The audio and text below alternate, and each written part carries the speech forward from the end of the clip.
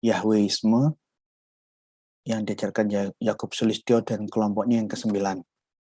Kali ini di akhir tahun 2001, saya menampilkan data-data sejarah tentang apa yang sudah terjadi, apa yang sudah dilakukan, dan apa yang sedang dikembangkan oleh kelompok Yahweisme di Indonesia di dalam dunia kekristenan. Yuk, kita lihat sejarah dan track record dari kelompok Yahweisme ini. Kemarin minggu lalu saya memberikan PR. Apa bahasa Arabnya Kisah Rasul pasal 11, Kisah Rasul pasal 2 ayat 11. Karena ada tertulis di dalam bahasa Yunaninya, para bangsa yang menyaksikan, bangsa-bangsa sedunia yang ada di Yerusalem saat itu, menyaksikan rasul-rasul berkhotbah dalam bahasa dan dialek daerah mereka masing-masing. Mereka mendengarkan di telinga mereka bahasa dan dialek daerah mereka masing-masing. Ada bangsa Arab, Mesopotamia, Fonisia, ada bangsa Yunani, bangsa Latin, orang barbar. Di dalam Kisah Para Rasul pasal 2 ayat 11, kalimat yang terakhir tertulis, Megaleia tuteu, kalau didengar oleh orang Yunani. Perbuatan-perbuatan besar yang dilakukan oleh Theos. Megaleia tuteu. Ini mujizat yang Roh Kudus kerjakan yang didengar oleh orang-orang Yunani. Andai kata ada orang Inggris waktu itu datang dan menyaksikan pencurahan Roh Kudus, mereka mendengar di telinganya mereka the mighty works of God. Pekerjaan-pekerjaan Allah yang dahsyat. Ini terjemahan bahasa Indonesianya. Ingat di ayat 11 ini, ada orang Arab, ada orang Kreta, dan berbagai 11 bangsa yang tercatat menyaksikan mujizat itu. Ini kan bahasa Indonesia. Bahasa Indonesia terjemahan LAI tahun 1974 ke atas. Kita mendengar mereka berkata-kata dalam bahasa kita sendiri tentang perbuatan-perbuatan besar yang dilakukan Allah. Ini kalau orang Indonesia yang dengar. Tapi PR saya kan apa kemarin? Saya minta tolong semua orang yang menyaksikan postingan saya, tolong selidiki bahasa Arab untuk Kisah Para Rasul pasal 2 ayat 11 itu apa? Karena ini firman Allah. Ini firman Allah Kisah Rasul pasal 2 ayat 11. Sepanjang saya membaca Alkitab, tidak pernah ada larangan di dalam Alkitab mengucapkan kata Allah. Yang ada malah, jangan ada padamu Elohim akhirim. Lo yihyeleka Elohim akhirim. Jangan mengucapkan Elohim yang asing. Larangan menyebut kata Allah, saya belum pernah ketemu. Tunjukkan kalau ada ayatnya, dilarang mengucapkan kata Allah. Kalau mengucapkan kata Elohim yang asing, Elohim akhirim, saya tahu ayatnya. Ayo kembali lagi saya menagih. PR yang saya berikan. Ini firman Allah, ini Roh Kudus. Kisah Rasul 2 ayat 11, bahasa Arabnya apa? Andai kata kita lihat di dalam Hebrew New Testament, Perjanjian Baru, terjemahan abad 19, orang-orang Yahudi modern akan membaca Bilsonu tenu gedulot ha Elohim. Ini kalau didengar oleh orang-orang Ibrani modern. Hebrew New Testament. Kisah Para Rasul 2 ayat 11 tertulis kalimat terakhirnya Bilsonu tenu gedulot ha Elohim. Ada kata ha Elohim kalau yang dengar orang Yahudi dalam bahasa Ibrani modern. Saya kasih perbandingan karena juga tertulis di dalam ayat itu ada bangsa Aram. Ini loh bahasa Aramnya. Bahasa Aramnya tit merateh de alaha. Orang Aram yang menyaksikan kejadian itu mendengar Kisah Para Rasul pasal 11, para rasul telinga mereka akan diterjemahkan oleh Roh Kudus dalam bahasa Aram. Kalau orang Ibrani mendengar Elohim, orang Yunani mendengar kata Theos, kalau orang Inggris mendengar kata God, orang Aram mendengar kata de'alaha. Anda jangan terkecoh, ini tulisannya kayak bahasa Ibrani, tapi ini kalau dibaca bahasa Arab, bahasa Aram. Ini bahasa Aram, bukan bahasa Ibrani. Nih, de'alaha. Nah, kalau Anda belum bisa menemukan, saya tunjukkan, saya kutipkan Amal Rasul, Ar-Rasul, kisah para Rasul pasal 211, baca kalimat kata terakhir. Kalau tidak percaya silakan cek, buka kamus, buka buku-buku bahasa Arab, kisah para Rasul pasal 211. Bahasa Arab apa? Karena ini adalah mujizat yang dilakukan oleh Roh Kudus yang didengar oleh orang-orang Arab saat itu. Ini firman Allah.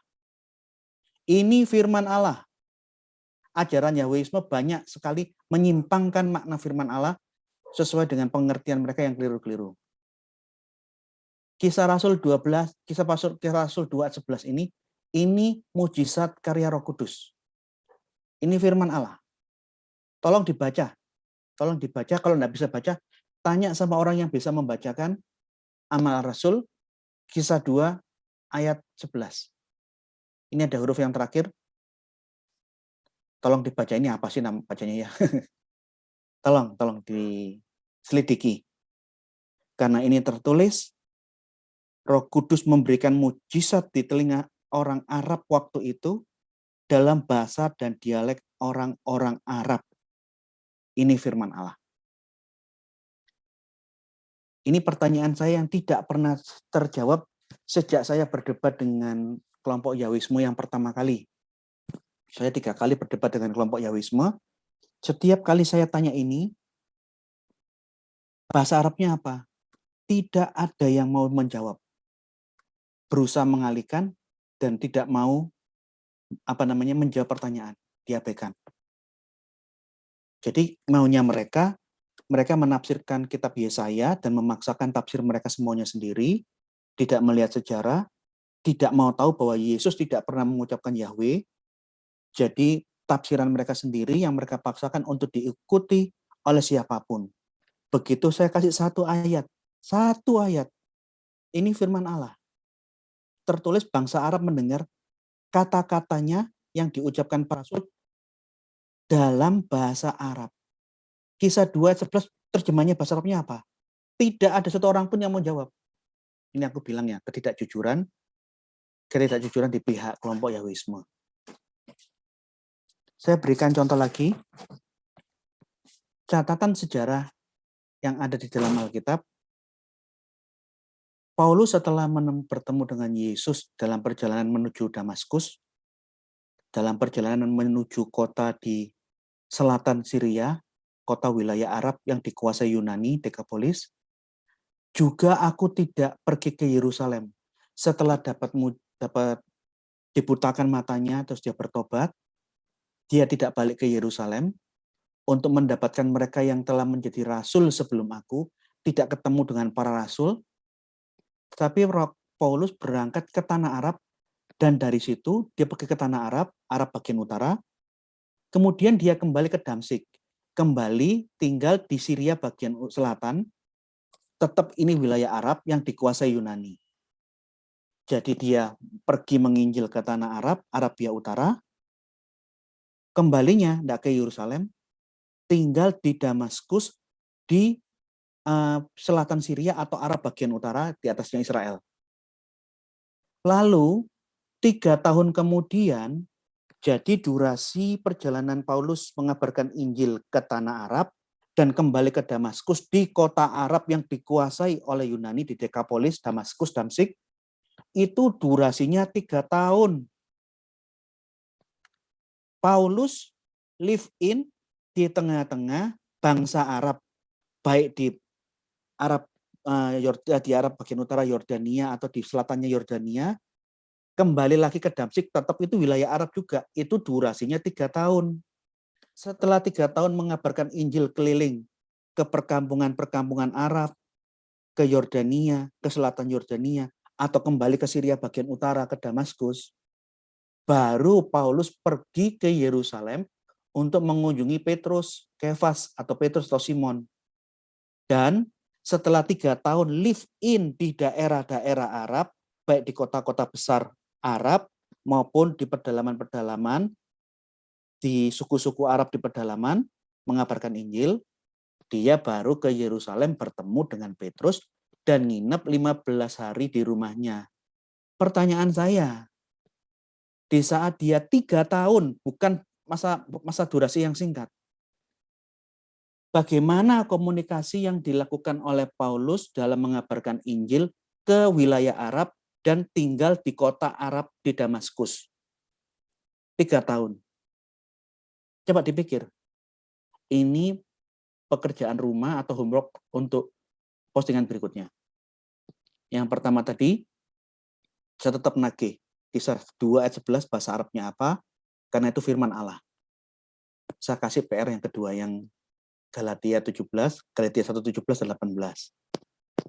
Nah, kemunculan Yahwisme, sejak awalnya dia muncul, dia ini sudah menunjukkan sebagai aliran yang ekstrim.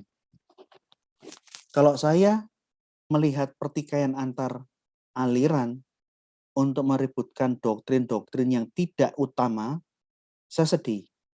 Bagi saya sih, kenapa kita nggak saling menerima dan saling menghargai, saling bergandengan tangan, toh permasalahannya diangkat di permukaan ini, masalah-masalah doktrin sekunder.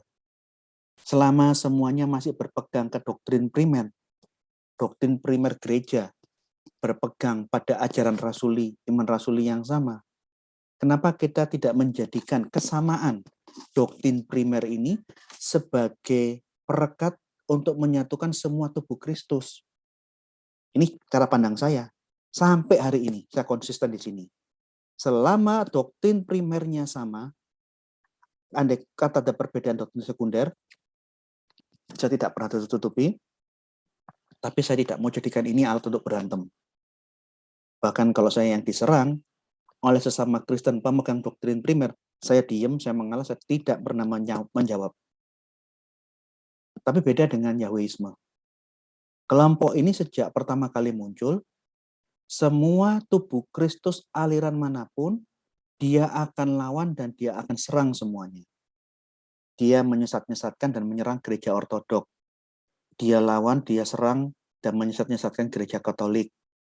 Dia lawan, dia serang semua kelompok Protestan aliran Calvin, aliran Lutheran, kelompoknya Metodis, gereja Wesleyan, Anglikan, gereja Pentakosta, karismatik, seluruh gereja yang tidak sepaham dengan mereka lawan, mereka serang.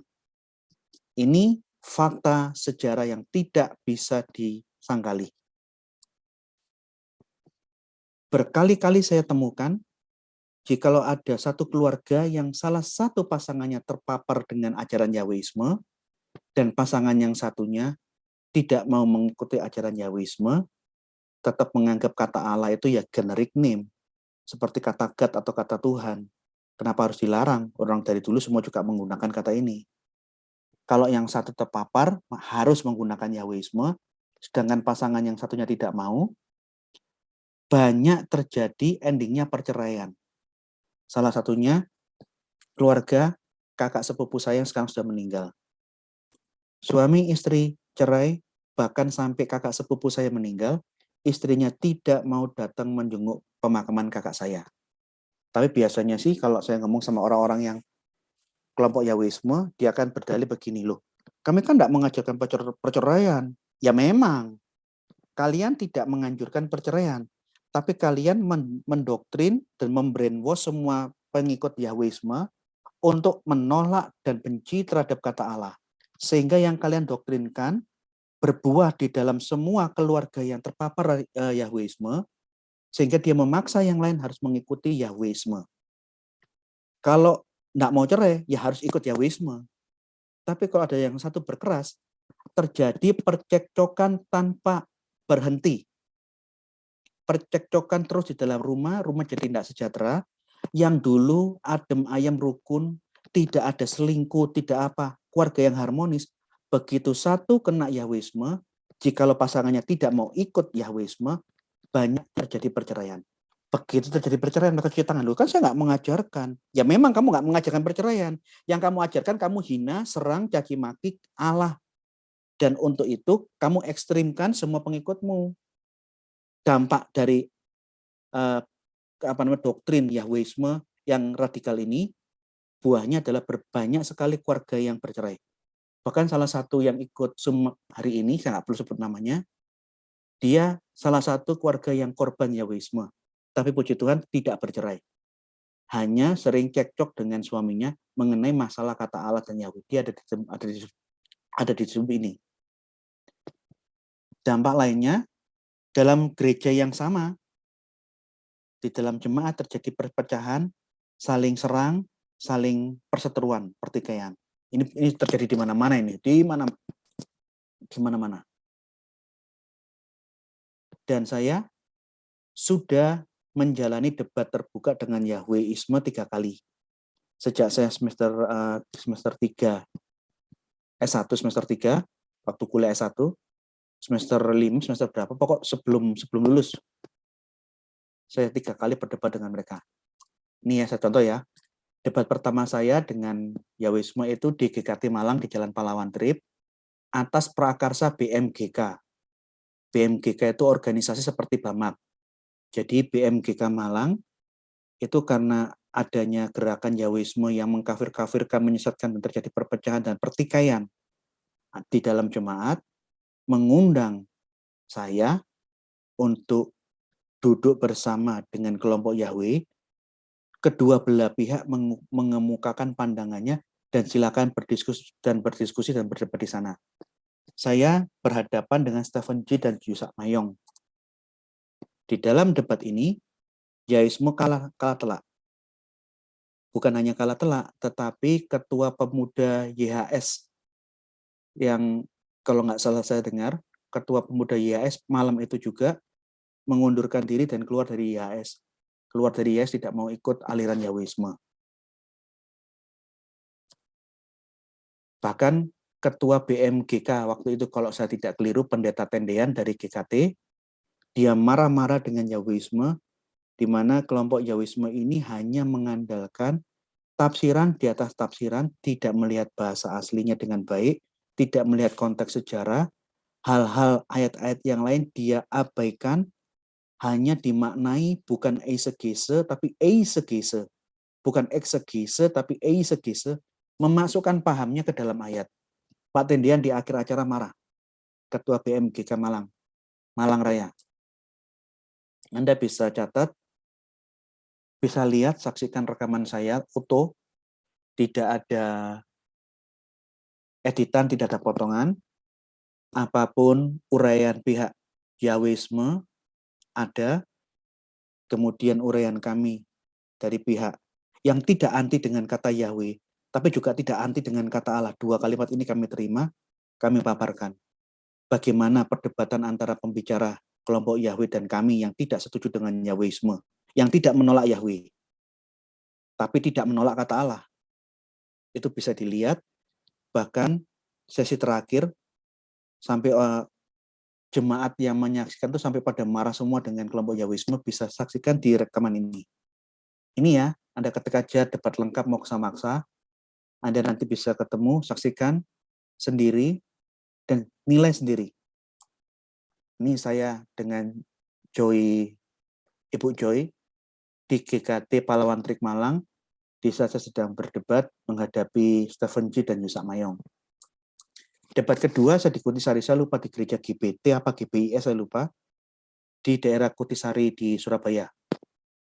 Pendetanya mengundang karena gerakan ini sudah meresahkan, gereja manapun diajak perang, diajak berantem, diajak berdebat, akhirnya diundang. Saya menjelaskan nama Allah itu bukan proper name, meskipun di Islam ada yang menganggap nama itu proper name, Allah itu proper name. Tapi itu tafsiran yang kedua yang saat ini tidak dipakai di dunia Arab. Di dalam dunia Arab, mereka menggunakan pemahaman yang pertama yang saya tampilkan di dalam presentasi saya, bahwa Allah menurut kitab tata bahasa grammar Arab tertua, Sibawai, menurut tafsir Al-Quran yang tertua, tafsir At-Tabari, tafsir Quran yang terindah gaya bahasanya, tafsir Samaksari, dan tulisan-tulisan ulama-ulama besar lainnya, Allah adalah generic name, bukan proper name. Saya membawakan buku tata bahasa Arab, kutipannya, saya bawakan fotokopian tafsir-tafsir Al-Quran, dan saya bagikan. Kalau nggak salah pada waktu debat yang kedua ini di Kutisari, Menahem Ali atau Muhammad Ali dan kawan-kawan hadir. Malah yang lucu pada waktu debat yang kedua ini, saya minta tolong kawan saya dari Pustaka Lewi, Sony Saragi, untuk minta tolong orang-orang dari Pustaka Lewi jadi moderator untuk perdebatan saya dengan kelompok-kelompok Yahwisme yang ekstrim-ekstrim ini. Saya memohon supaya moderatornya yang adil, karena yang mencari moderator itu saya, dan kamu ini kawan saya, sampai moderatornya tidak adil, saya yang akan malu. Sony Saragi mengiyakan. Tapi di saat saya berdebat dengan Yahwisme kalah telak. Saya berhadapan dengan Profesor Christian. Profesor Christian itu profesor teknik kimia di Universitas mana di Jawa Tengah itu, dan Teguh Hindarto. Teguh Hindarto itu saya kenal dia, saya berdebat. Tapi moderator yang dicarikan oleh Sony Saragi dari Pustaka Lewi waktu itu bertindak tidak adil. Seringkali pihak Yahwisme menyerang kami. Di saat saya mau berusaha menjelaskan, membantah, saya dilarang bicara. Anda bisa lihat, saksikan rekaman debat berikut ini. Jadi malah kawan saya yang saya minta tolong untuk mencarikan moderator yang netral, malah dia mengirim orang moderator yang berpihak kepada Yahwisme, kepada lawan debat saya, berpihak kepada Teguh Hindarto dan Profesor Christian. Saya yang berkali-kali dekat dan dilarang bicara. Anda bisa saksikan, ini rekaman yang utuh.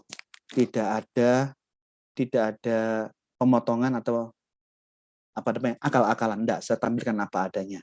Bahkan di saat debat saya lihat dari mimbar, setiap kali pihak Yahwisme, Teguh Hindarto dan Profesor Christian menjawab, sekalipun jawabannya itu keliru, yang lain diam.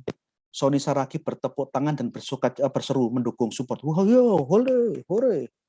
Jadi saya coba geleng-geleng. Wah, temanku yang aku minta tolong ternyata dia pragmatis bermain politik di sini.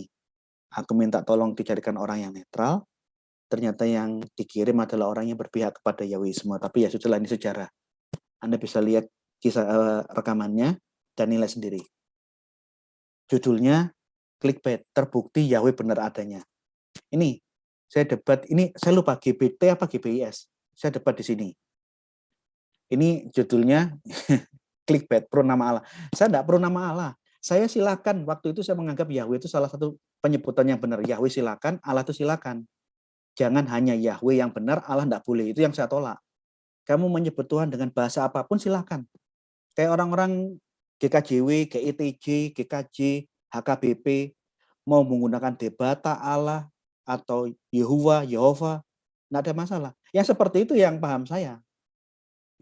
Ini Anda bisa lihat durasinya cukup lama, silakan saksikan sendiri. Ini fakta saya berkali-kali berhadapan dengan kelompok Yahweh.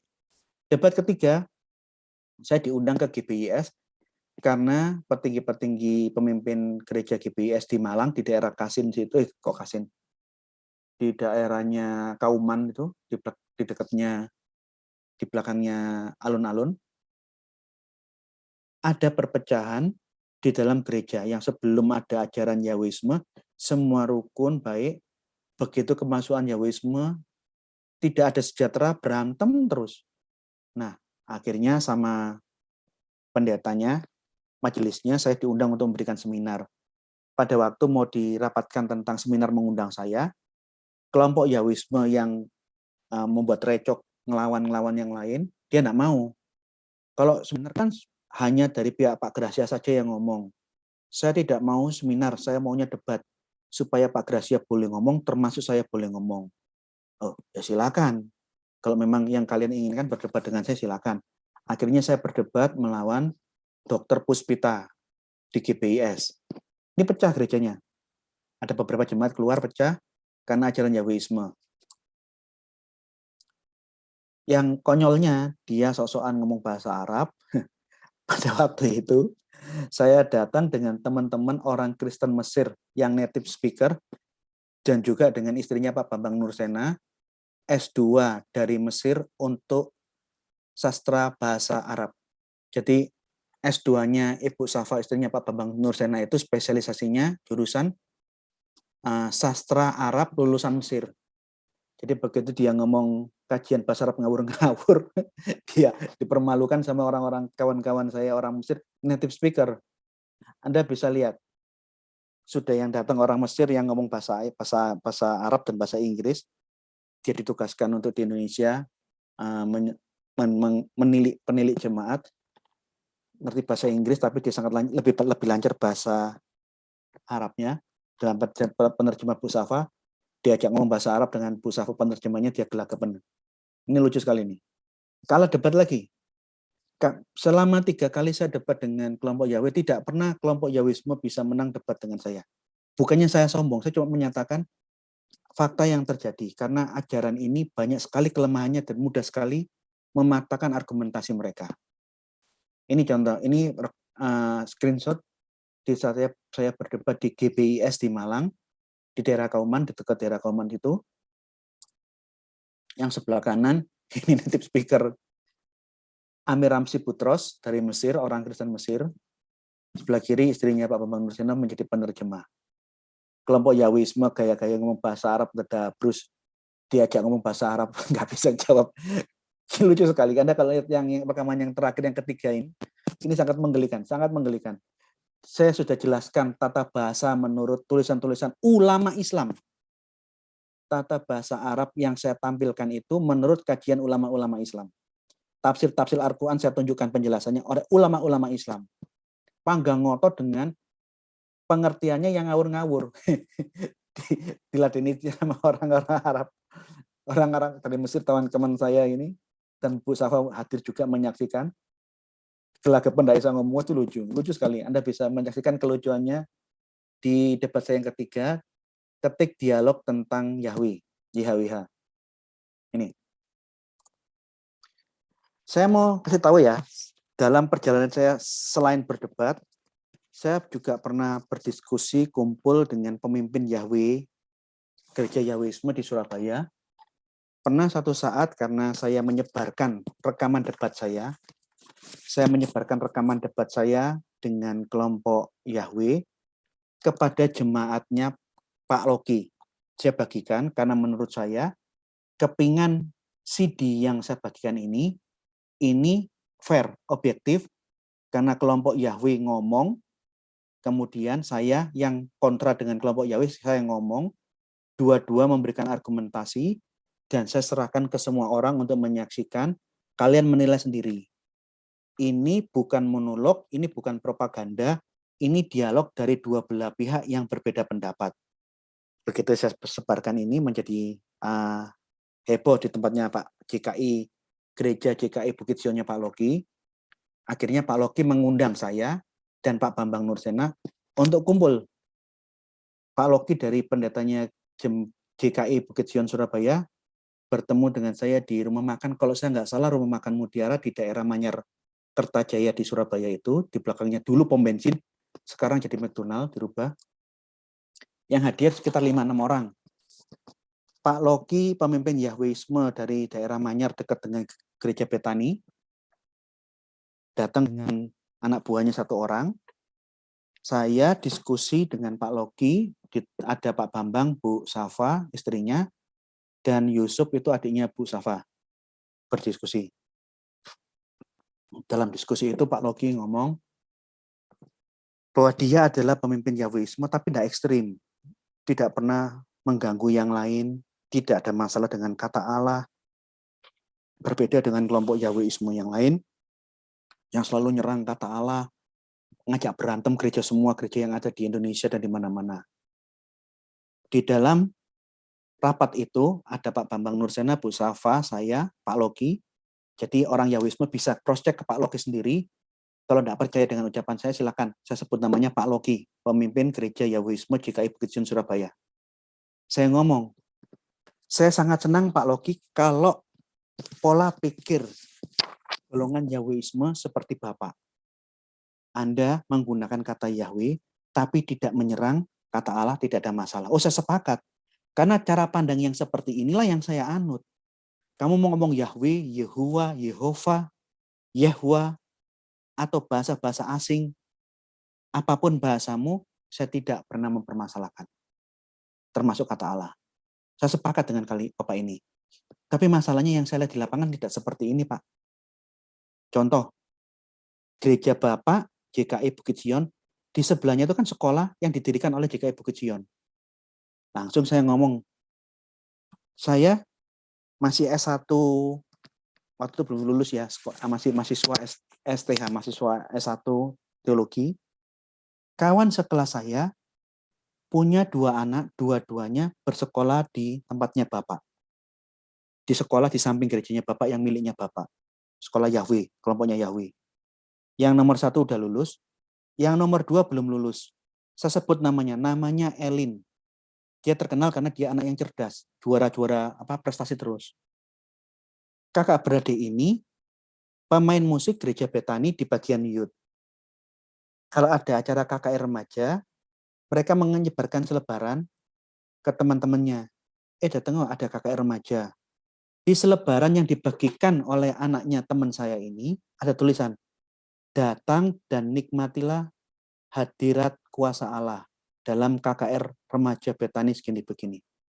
Begitu poster, flyer selebaran ini dibagikan, murid-murid sekolah Bapak yang terpapar dengan ajaran Bapak, begitu melihat diundang ke gereja lain untuk menikmati hadirat dan kuasa Allah di KKR Remaja Betani, flyernya disobek-sobek, dibuang, diinjak-injak.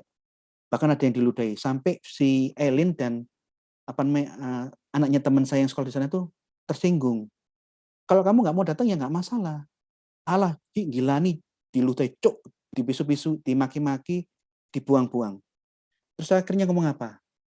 Sayangnya Pak, sifat Bapak yang mulia seperti ini, ramah terhadap yang lain, ramah terhadap gereja lain, tidak turun ke grassroots. Nyatanya, orang-orang yang dicekoi ajaran Yahwisme, contoh, siswa-siswa yang ikut, yang bersekolah di sekolahnya kelompok Yahweh ini, menjadi ekstrim. Bayangkan Pak Logi, masih SMP, dia sudah bisa jahat dan bencinya terhadap agama lain hanya gara-gara ada tulisan Allah, terimalah hadirat dan kuasa Allah, disobek-sobek dan diludahi, dibuang ke sampah. Ini kalau komunitasnya besar, tidak hanya seperti ini jadi ISIS ini, tak bilang ini jadi Taliban ini. Radikal sekali. Anda ngakunya di hadapan saya ramah dengan yang lain. Nah faktanya, keluarga saya bercerai. Temannya Bu Susan, yang suaminya barusan meninggal, Susan Hudiono, pada bercerai gara-gara pasangannya ikut aliran ini. Bahkan salah satu orang yang ada di Zoom ini, cekcok terus dengan suaminya yang dulu sebelum ikut Yahwisme, rukun tidak ada masalah. Begitu ikut Yahwisme sudah berantem terus. Tidak ada sejahtera. Jadi, Pak Logi, saya cuma titip pesan. Pak Logi langsung bilang, tulis, namanya siapa? Namanya Elin. Ini terkenal loh, dia ini juara terus kok. Wih, tulis. Kelas berapa? Saya sebut nama kelasnya waktu saya masih ingat. Tulis. Kalau pandangan yang ramah seperti Anda ini, Anda turunkan ke semua jemaat, tidak ada masalah Pak. Nggak perlu. Apalagi pada waktu saya membagikan DVD ini, saya tidak memprovokasi. Pandangan Yahweh ada, pandangan saya yang kontra Yahweh ada. Ini netral. Kenapa harus ditakuti?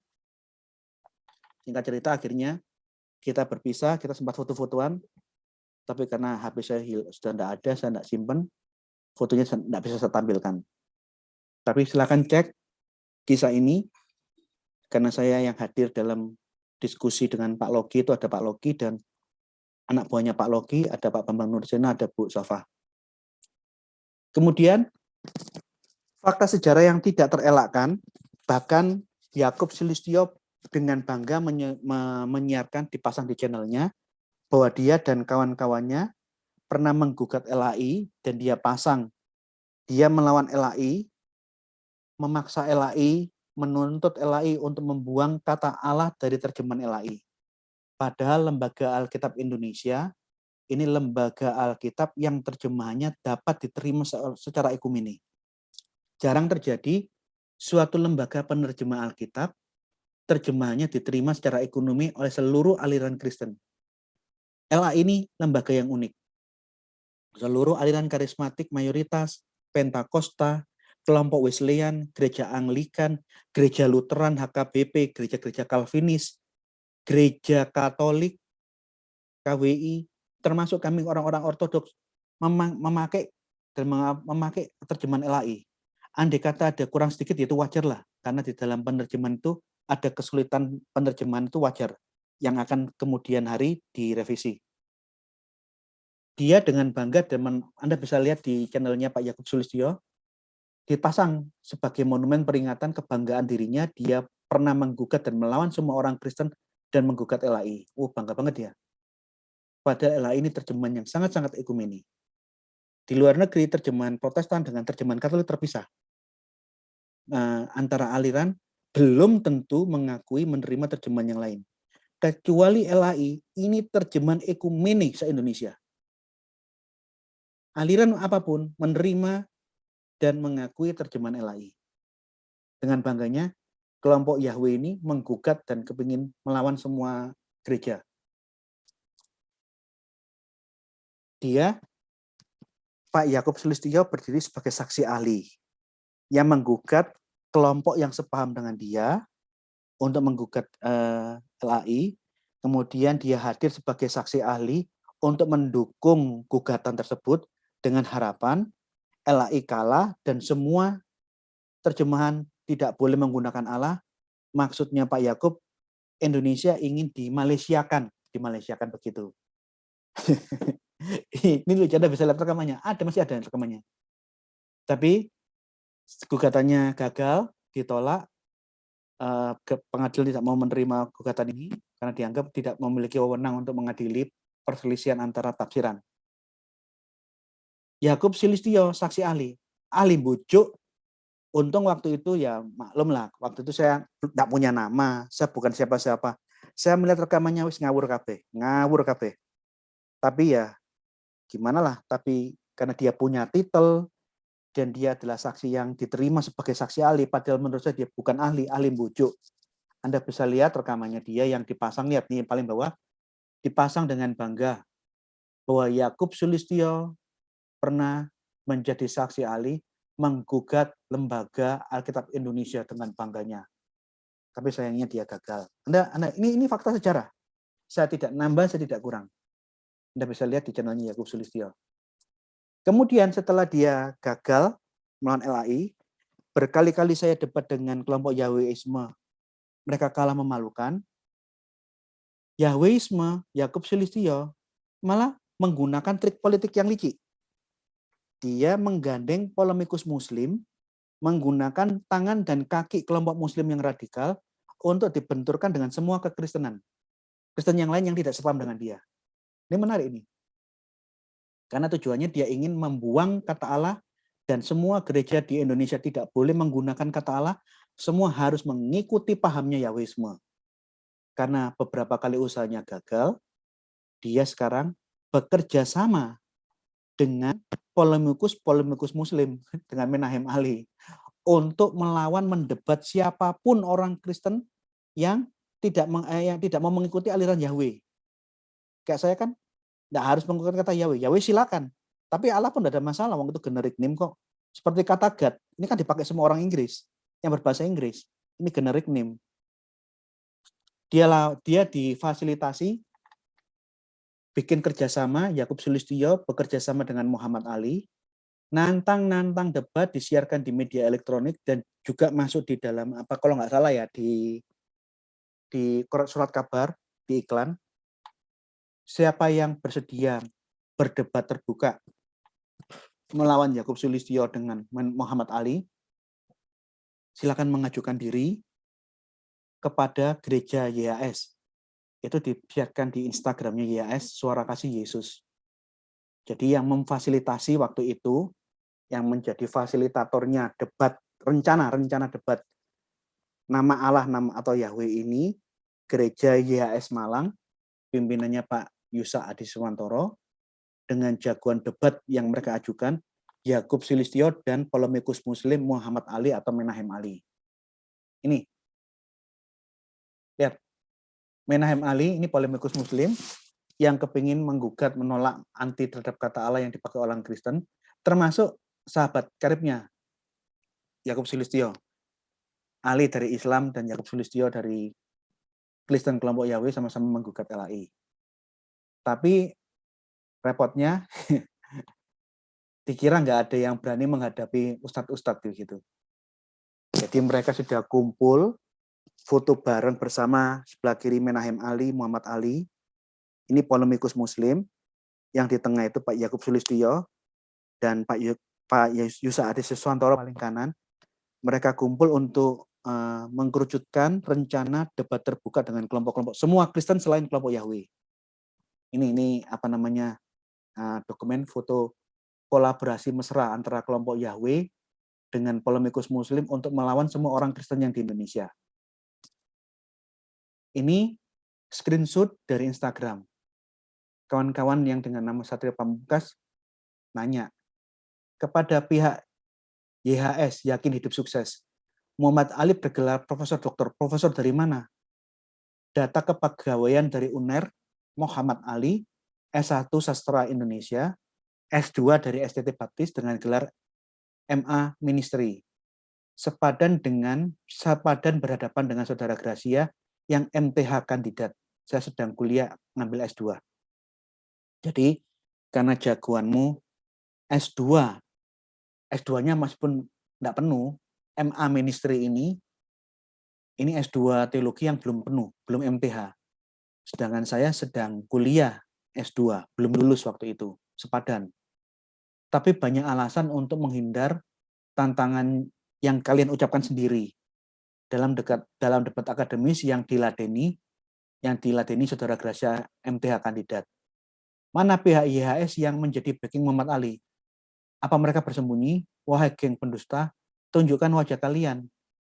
Tantangan debat yang disiarkan oleh YHS dan kawan-kawan Yaisme dari Malang, mengajukan Yakub Sulistyo dan Muhammad Ali ditantangi, begitu dengar nama saya, banyak alasan, mengulur-ulur waktu, menolak yang lain. Ini, data dari Universitas Airlangga. Muhammad Ali alias Menahem Ali itu gelar tertingginya MA Ministry. S2 yang belum jangkep, S2 yang belum utuh, belum S2. Singkat cerita, tantangan yang mereka sebarkan dengan sok-sokan di Instagram, di Facebook, di koran-koran, begitu yang maju itu Gracia Pelo, acaranya mundur, batal, tidak jadi. Ini aneh, kenapa? Kenapa nggak jadi? Kan bisa dialihkan ke masjid kalau misalnya takut tentang keamanan atau ke pondok pesantren. Ini baca ini. Di dalam screenshot dari Instagram, Tahir Mario kepada Sulis Ceplek, saya dari pihak Bapak Menahem Ali yang akan segera menghubungi saudara dari follower SKY. Dengan beliau, hubungan ini adalah masalah dialog akademis. Maka silakan menulis nama jelas, pendidikan, gelar, profesi, dan jabatan dari pihak Anda. Setelah itu kami akan mengatur dengan Bapak waktu dan tempat yang netral. Terima kasih. Waktu ini masih oke, kita akan carikan tempat yang netral. Diuber sama kawan saya, kapan? Gracia sudah siap nih, kapan? Diskusi intelektual dibutuhkan level akademik yang sama. Wah, ngedabrus. Maka dari pihak Bapak Menahem Ali akan mengirimkan perwakilan bernama Umar Baladraf MTH. Monggo, silakan Umar Baladraf maju. Tanteni gue. Untuk berdiskusi dengan Bapak Gracia dalam seminar dan dialog akademis tentang nama Allah. Nih, akun Instagram SKY, Surat Kasih Yesus, Gereja YHS menjadi fasilitas. Intinya, semua diskusi jawaban-jawaban dari pihak Yahweisme dan kelompoknya Menahem Ali, kedabrusto, intinya acara rencana debat terbuka dibatalkan karena tahu yang akan maju Gracia Pelo. Mundur semua. Nantangnya siapapun orang Kristen yang memiliki kemampuan silakan maju. Lah begitu Gracia Pelo yang maju mundur kabeh heran. Mangkel no kowe. Jadi mereka yang dahuluan. Saya tidak pernah mendahului. Saya tidak pernah beraksi. Reaksi karena ada aksi yang mendahului. Mereka nantang-nantang debat, nantang semua orang Kristen bergandengan tangan dengan polemikus Muslim, menggunakan tangan dan kaki Muslim untuk mukul orang Kristen. Tak ladeni, maju wo. Jangankan di gereja YHS, ini masjid Pondok Pesantren tak parah nih. Gracia Pelo tidak pernah mundur debat terbuka untuk ngomong masalah Yahweh atau Allah. Di gereja, di masjid tak parah nih. Acaranya dibatalkan. Entah kenapa. Padahal menurut saya sih kalau YHS tidak siap gerejanya, ya cari tempat yang netral seperti yang di Instagram tadi. Masjid tak datangi, pondok pesantren tak datangi, sekolah-sekolah tinggi Islam tak datangi. Nih, bukan hanya itu, tantangan debat, mundur, sejarah catatan itu. Sejak berkali-kali kalah, gugat kalah, nantang debat diladeni, mundur, tidak jadi, terus menyebarkan pertentangan permusuhan kepada Kristen manapun.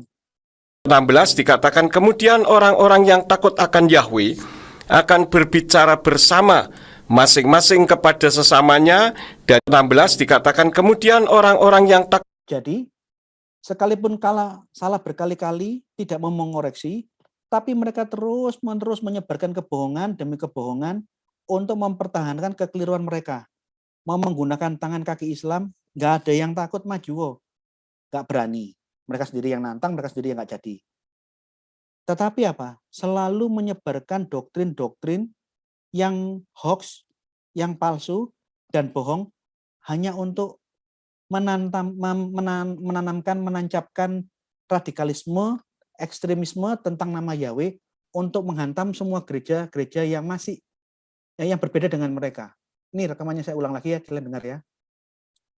Takut akan Yahweh akan berbicara bersama masing-masing kepada sesamanya, dan Yahweh memerhatikan dan mendengarkannya, dan sebuah kitab pengingat telah ditulis di hadapannya bagi mereka yang takut akan Yahweh dan bagi mereka yang menghormati namanya. Yes. Jadi Yahweh marah kepada orang yang tidak menghormati namanya.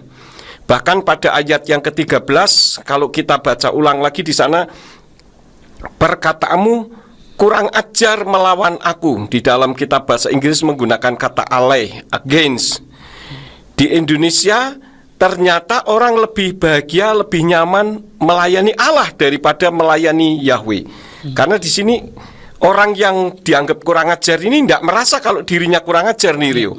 Pada ayat yang ke-13, tetapi kamu berkata, apakah yang kami katakan terhadap engkau? Jadi orang-orang yang dianggap Yahweh kurang ajar ini tidak merasa kalau dirinya kurang ajar. Tuh.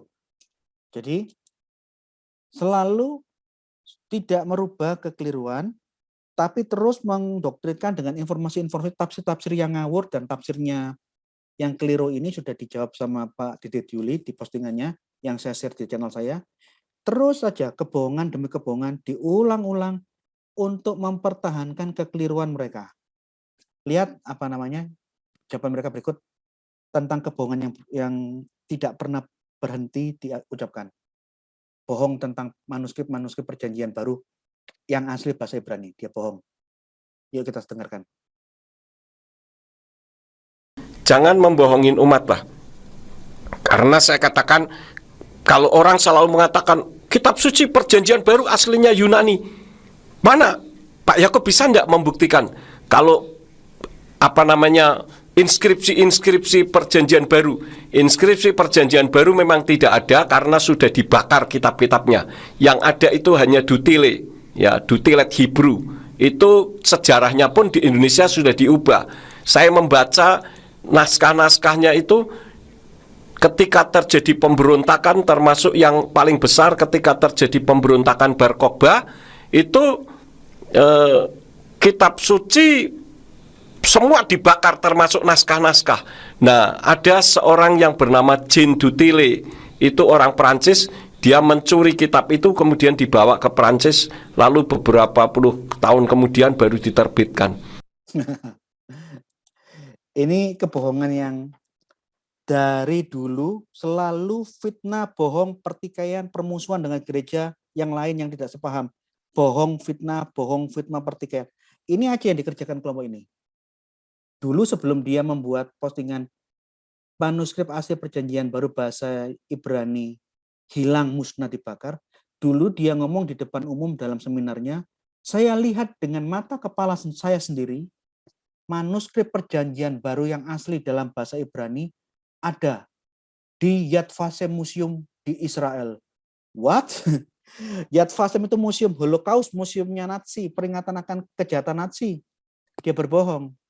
Kemudian dia tidak mengkoreksi, mengakui kesalahan, buat lagi informasi berikutnya, perjanjian baru bahasa Ibrani yang asli sudah dibakar, tapi ada yang tersisa yang dicuri oleh Dutile. Ya ampun, Barkoba, dari namanya Barkoba aja, itu sudah bahasa Aramaik.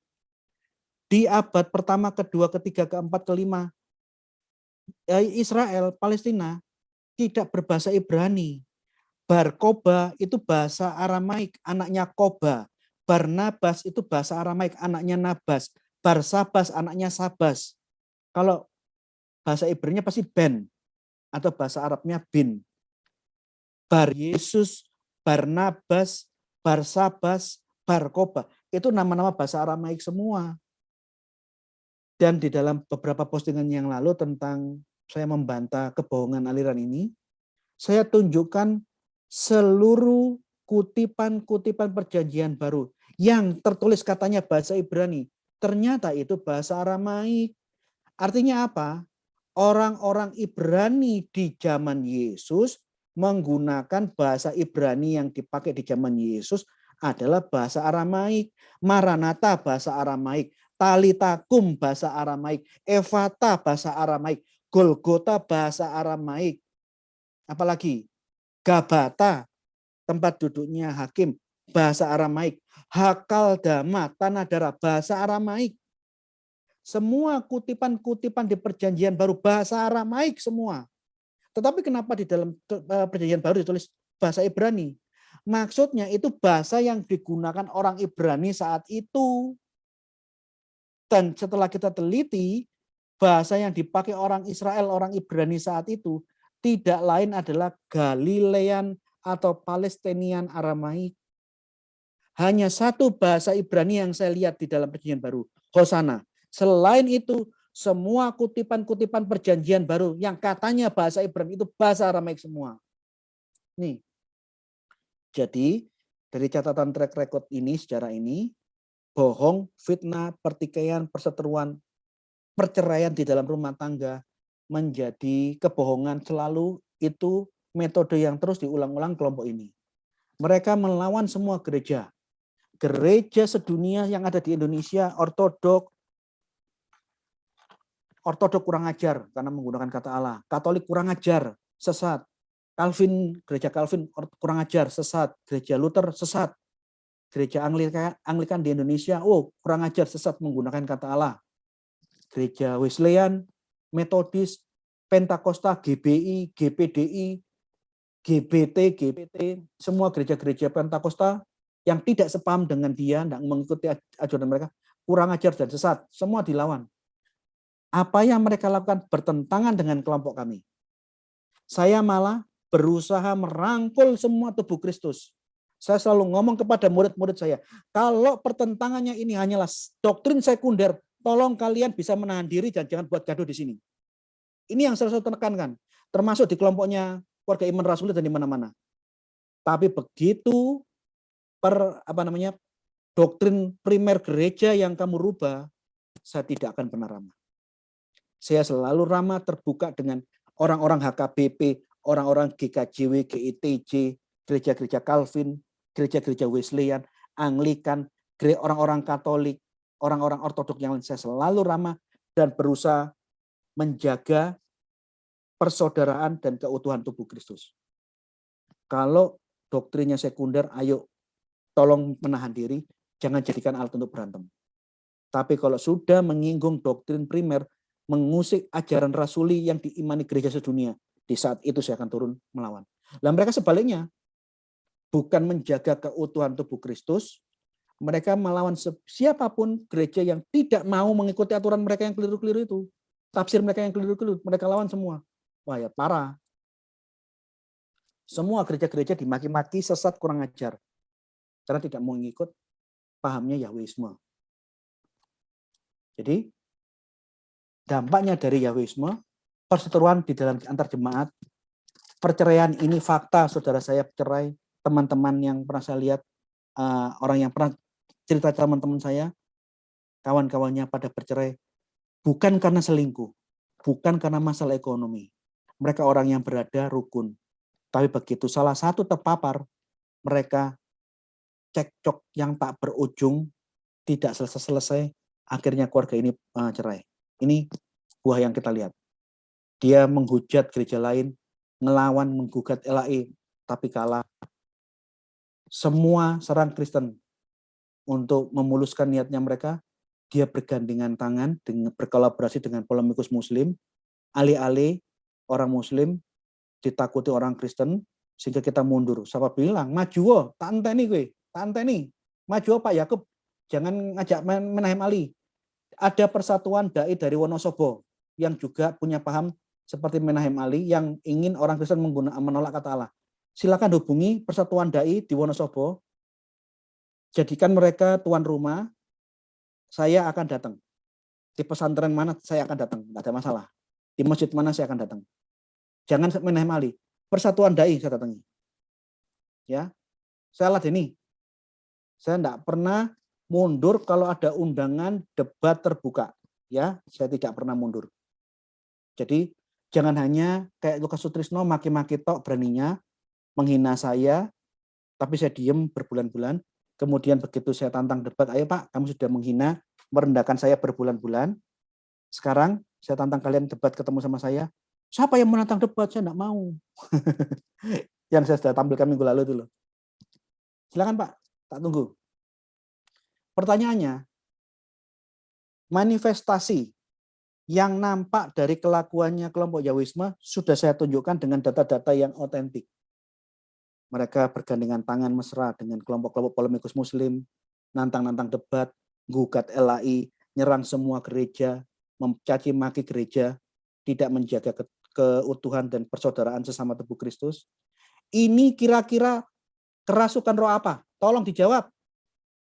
Saya lihat postingan saya yang kemarin orang salah paham. Dikiranya saya menyerang Yahweh. Saya tidak menolak Yahweh. Saya menjelaskan Yahweh ada dua. Kalau saya menggunakan kata Yahweh seperti yang mereka gunakan, Yahweh ada dua. Roh Yahweh yang benar, Adonai. Kalau saya lebih suka menggunakan Adonai, tidak Yahweh. Karena Yahweh tidak pernah ada di dalam Masoretic text dalam bahasa Ibrani manapun. Ada YHWH yang benar, ada YHWH yang palsu. Ini manifestasinya. Pertikaian, perceraian, penghinaan terhadap gereja lain, nyobek-nyobek flyer, diludahi, dibuang ke sampah. Saya tunjukkan namanya ke Pak Loki cek. Lawan gereja, gugat LAI, bergandengan dengan orang Muslim untuk melawan semua orang Kristen. Ini dikuasai roh apa? Tolong pikirkan. Ayo. Beraninya cuma maki-maki Gracia Piluto. Begitu diladeni, siapa yang menentang Pak Gracia? Saya enggak mau, jadi yang lain. Ya, saya tegaskan, saya siap ladeni debat terbuka. Yahwisme mau bergandengan tangan dengan ustadz siapapun, saya datang. Saya akan datangi dengan biaya sendiri, saya pasti akan datang. Saya tidak pernah mundur kalau debatnya terbuka. Mengenai topik kata Allah dan kata Yahweh. Sekarang dokumentasi saya, data-data saya sudah semakin lengkap. Di masjid mana, di pondok pesantren mana, saya akan datang dengan setumpuk tulisan-tulisan ulama Muslim. Saya akan berdebat dengan kalian semua. Di masjid apa, di gereja. Tidak mundur saya. Tak tantang malah. Di gereja silakan, di masjid, di ponpes silakan. Ini gereja pemulihan firman ini, screenshotnya saya dapat dari internet. Dia gereja yang anti Tritunggal, anti Natal. Dia sudah menyatakan diri sebagai gereja yang keluar dari ajaran rasuli. Dia tidak percaya Allah itu Esa di dalam 3 hipostasis. Bapa, Anak, Roh Kudus itu semua dianggap sama. Ini sudah aliran sesat, Sabellianisme, modalisme. Ini udah keluar dari ajaran ortodoksi gereja. Sekalipun ada pertikaian yang cukup keras antara Calvin dengan kelompok-kelompok Katolik. Tapi yang selalu saya anjurkan, tolong tahan emosi mula. Karena baik Katolik maupun kelompok-kelompok Protestan yang lain, semua percaya Tritunggal Maha Kudus. Mungkin ada liturgi atau aliran-aliran doktrin sekunder lainnya yang berbeda. Tolong berbesar hati. Yang menyatukan kita lah yang kita angkat. Kalau ada perbedaan sekunder, tolong jangan dibuat ramai. Tapi beda. Kelompoknya Pak Yakub Sulistyo, anti Tritunggal. Lihat nomor 2. Yahweh dan Yesua Hamasya dan Ruach HaKodes paling kanan nomor 2. Satu pribadi. Ini sudah bukan Tritunggal. Yang di bagian atas. Nih, yang mau bergabung dengan kelompoknya gerejanya Pak Yakub Sulistyo diizinkan mengucapkan kata Yesus Kristus sebagai toleransi di awal. Yang lama-lama orang ini akan dididik, di brainwash untuk meninggalkan nama Yesus Kristus dan menggantikannya dengan Yeshua Hamasya. Ini. Tidak merayakan Natal di nomor 6. Menolak Natal, Yesus tidak pernah dilahirkan 25 Desember. Dan kembali melaksanakan 7 hari raya di dalam kitab Taurat. Nih. Tidak merayakan Paskah kenaikan Isa Al-Masih dengan alasan-alasan yang konyol. Ini fakta Anda bisa cek sendiri di websitenya Gereja Pemulihan Firman. Dia sudah keluar dari iman rasuli. Jadi pahamnya kelompok Yahwismenya si Yakub Sulistyo, anti Tritunggal, Sabellianisme, modalisme sama dengan Oneness Pentakostal. Dia menyerang Tritunggal. Adiknya Yakub Sulistyo, Lukas Sutrisno, sama-sama ya orang-orang dari gereja yang sama, kemahakuasaan Yahweh yang esat menolak doktrin Tritunggal. Terang-terangan Lukas Sutrisno ini saudaranya Yakub Sulistyo. Nih. Jadi dia sudah terang-terangan anti Tritunggal. Jadi saya heran. Ada orang-orang yang otaknya tidak menerima informasi dari saya dengan lengkap. Dia ngotot bahwa Pak Yakub hanya menolak kata Allah, tapi Pak Yakub Sulistyo dan kelompok-kelompok Yahwismenya yang sepaham dengan Pak Yakub ini pro Tritunggal. Penipuan apa ini? Apa matamu nggak lihat ini? Coba lihat, cek sendiri. Orang kalau kurang informasi banyak ngomong ya kayak begitu. Malah menyerang saya. Padahal saya pengajaran saya tentang kekeliruan kelompok ini sudah banyak sekali. Dia tidak melihat semuanya tapi celometan. Ya, Yakub Sulistyo anti Tritunggal. Kakak beradik Gereja Pemulihan Firman, dia semua keluar dari iman rasuli. Menolak Natal. Bapak-bapak gereja semua ditolak, keluar dari ajaran rasuli. Tolak semua. Buat ajaran sendiri. Dan mengklaim paling benar. Yang lain salah, semua dilawan. Saya tegaskan ya, karena ada yang salah paham. Saya mengakui ada Adonai Yod-Heh-Vav-Heh yang benar. Jangan dipelintir ya. Tapi saya tahu ada Yod-Heh-Vav-Heh yang sesat. Ada Adonai yang benar, tapi ada roh penyesat yang ngaku-ngaku sebagai Yod-Heh-Vav-Heh.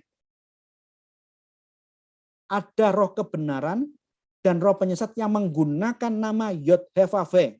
Ini yang dipelintir sama pendukung-pendukungnya kelompok Yahwisme. Seakan-akan saya menganggap semua Yahweh itu genderuwo. Enggak. Yahweh penyesat itulah yang saya anggap genderuwo. Yod-Heh-Vav-Heh yang benar itu yang saya sembah. Jangan dengarkan informasi itu yang oto, jangan sembarangan. Ini contoh ya. Ini bukti otentik arkeologi. Yod-Heh-Vav-Heh, Yahweh itu dewa, Yahweh itu berhala, Yahweh itu sesat. Ini buktinya, lihatin matamu ini loh, lihatin. 2 prasasti. Ini tulisannya. Yahweh di dalam prasasti Gilbert Elcom, nih sebelah kanan. Ini Yahweh selalu bergandengan menjadi sekutunya Dewi Asyera. Yang tidak lain kalau kita lihat di kajian-kajian arkeologi, ternyata dewa Yahweh ini, dewa laki-laki, suami atau sekutunya Dewi Asyerata. Mereka ini suami istri, punya anak dewa Baal. Bacaan buku yang banyak, jangan fitnah saya. Ada Yod-Heh-Vav-Heh yang benar, itu yang saya sembah. Yang tidak pernah mempermasalahkan kata Allah, karena tidak ada kata dilarang mengucapkan kata Allah di dalam Alkitab. Tidak pernah ada ayatnya. Malah yang saya lihat Roh Kudus memberikan mujizat, membuat orang Arab mendengar kata Allah di telinganya. Kisah 2 ayat 11. Ini dewa Yahweh, istrinya Dewi Asyera. Ini prasasti yang kedua. Untilat Arjut Pistos A. Kata Asau the King kepada Yhael dan kepada Yoasa. Aku memberkati kamu dengan Yahweh dari Someron, dari Samaria, dan demi Asyera, demi Dewi Asyera. Dua orang ini, dua dewa ini, suami istri ini, sekutu. Yahweh bagi orang-orang sekeliling Israel kuno, ini proses sejak, itu dewa-dewa. Ini bukti yang ketiga, proses yang ketiga. Amarianu berkatalah kepada Tuanku, apakah kamu datang di dalam damai? Aku memberkati kamu demi Yahweh dari Teman, Yahweh dari Yordania, dan demi Asyerata. Ini semua sumpah-sumpah Yahweh bagi bangsa-bangsa sekeliling Israel. Itu dewa semua. Ada Yod-Heh-Vaveh yang benar, ada Yod-Heh-Vaveh yang sesat. Dua-duanya harus diakui. Ada yang setan, ada yang Tuhan yang Allah yang benar. Ngomong itu yang benar. Yahweh family di dalam kajian-kajian arkeologi kuno, Yahweh itu punya keluarga. Dewa Kanaan tertinggi, istrinya Dewi Asyera. Perkawinan Yahweh dengan Asyera itu punya anak Dewa Baal. Dewa Baal anaknya Dewa Yahweh yang kawin dengan Asyera. Musuhnya adalah Dewa Mot. Dewa Mot itu dewa maut. Ini Yahweh family. Yahweh istrinya Asyerata, anaknya Baal. Ini kan mirip dengan orang-orang Jawa. Gendruwo, bapak gendruwo, dengan simbok kuntilanak, anak Wewe Gombel. Ya kan? Yahweh family, menurut prasasti arkeologi kuno, Yahweh kawin dengan Asyera, punya anak Dewa Baal. Sama kayak orang Jawa. Gendruwo punya istri kuntilanak, anaknya Wewe Gombel. Kita lihat manifestasinya. Ini manifestasi yang tidak terelakkan, yang kasat mata. Orang-orang yang kerasukan roh Yahweh ini, pertikaian di dalam jemaat, perpecahan jemaat, keluarga-keluarga yang rukun, begitu terpapar Yahwisme pecah. Kalau tidak ngikut Yahweh, perceraian. Melawan, menyerang semua aliran Kristen. Menyerang semua tubuh Kristus manapun diserang. Menggugat lembaga Alkitab LAI yang diterima secara ekumene oleh semua gereja-gereja di Indonesia. Katolik, non-Katolik, semua terima terjemahan LAI. Untuk memuluskan perjuangannya mereka, menyerang semua kekristenan, kelompok Yahweh bergandengan tangan bersekutu dengan polemikus Muslim melawan semua Kristen. Selalu berfitnah bohong untuk mendukung pandangan mereka yang keliru. Fitnah bohong, fitnah bohong, fitnah bohong. Pertanyaannya, ini roh apa ini? Ini roh apa ini? Yahweh yang benar apa Yahweh yang setan ini? Terima kasih. Saya kembalikan ke moderator. Tolong jangan jangan salah paham. Saya mengatakan ada dua Yod-Heh-Vaveh. Yod-Heh-Vaveh yang benar dan Yod-Heh-Vaveh yang sesat. Yod-Heh-Vaveh yang benar dan yang sesat, yang setan, roh perpecahan, kita lihat dari manifestasinya. Semua aliran sesat mahir mengutip ayat Alkitab. Mahir, tetapi manifestasinya itu yang tidak bisa dibohong. Terima kasih, saya serahkan kembali kepada moderator. Ya, terima kasih Pak Gracia untuk pemaparan pada siang hari ini. Silakan saudara-saudara yang akan mengajukan pertanyaan. Pertanyaan sesuai tema ditujukan ke co-host atas nama Yusuf Andrew. Dan channel-channel yang merelay yaitu Inyo Manis, Ciakom, L2JLG, dan Keluarga Iman Rasuli Official, dan channel-channel apologet lainnya. Baik, terima kasih untuk saudara kami, Daniel Octavianus, yang telah memoderatori kami. Belum ada pertanyaan sampai saat ini, Pak Inyo. Bagaimana menurut Pak Inyo? Kalau nggak ada ya tutup aja. Ya. Yang jelas, kelompok Yahwisme mengerahkan anak buahnya mereaksi postingan saya mengatakan Bapak Gendruwo Yahweh, itu dengan cara yang kurang utuh.